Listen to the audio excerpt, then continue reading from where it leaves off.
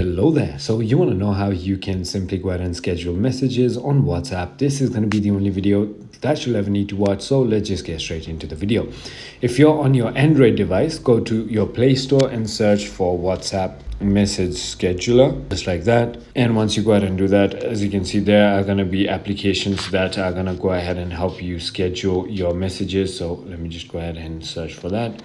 As you can see, there are applications like Complement and other stuff that will go ahead and help you automate or schedule messages, right?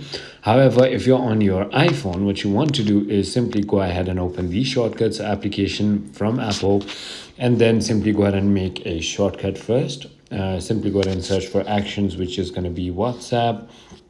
So send message via WhatsApp, and then you can simply go ahead and add home to message. So for example, let's just say this person, right? And then I can simply go ahead and do that.